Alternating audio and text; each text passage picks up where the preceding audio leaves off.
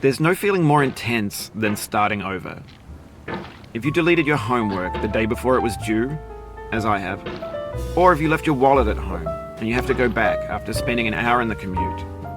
If you won some money at the casino and then put all your winnings on red but it came up black. If you got your best shirt dry cleaned before a wedding and then immediately dropped food on it. If you won an argument with a friend and then later discovered that they just returned to their original view. Starting over is harder than starting up. If you're not ready for that, like if you've already had a bad day, then what you're about to go through might be too much. Feel free to go away and come back. I'll be here. Alright, thanks for coming with me on this trip. I'll understand if you have to take a break at any point. Just find a safe place to stop and quit the game. And don't worry, I'll save your progress, always, even your mistakes. This game is a homage to a free game that came out in 2002, titled Sexy Hiking. The author of that game was Jazuo, a mysterious Czech designer who was known at the time as the father of B games. And B games are rough assemblages of found objects.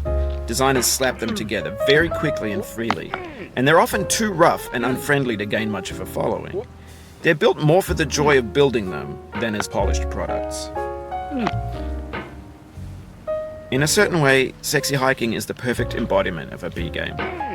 It's built almost entirely out of found and recycled parts, and it's one of the most unusual and unfriendly games of its time. In it, your task is simply to drag yourself up a mountain with a hammer. And that act of climbing, in the digital world or in real life, has certain essential properties that give the game its flavor. No amount of forward progress is guaranteed. Some cliffs are too sheer or too slippery. And the player is constantly, unremittingly in danger of falling and losing everything.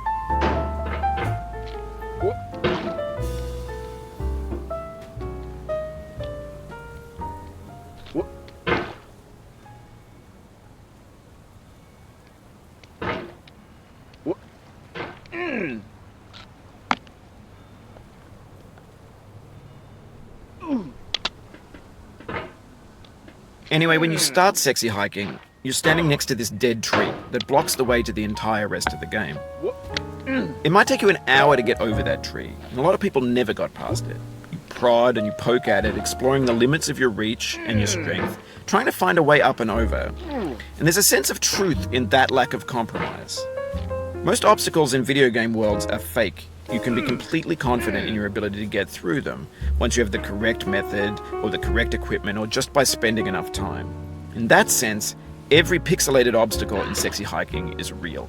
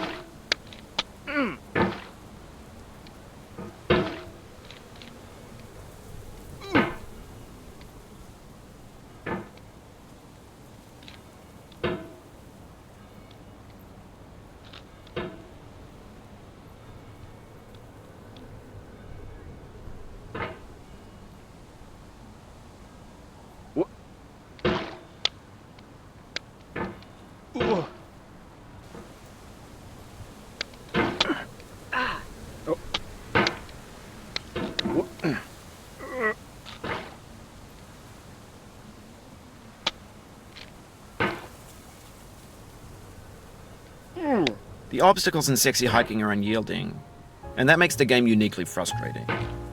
But I'm not sure Jazuo intended to make a frustrating game. The frustration is just essential to the act of climbing, and it's authentic to the process of building a game about climbing. A funny thing happened to me as I was building this mountain. I'd have an idea for a new obstacle, and I'd build it, test it, and it would usually turn out to be unreasonably hard. But I couldn't bring myself to make it easier. It already felt like my inability to get past the new obstacle was my fault as a player rather than as a builder. Imaginary mountains build themselves from our efforts to climb them, and it's our repeated attempts to reach the summit that turns those mountains into something real.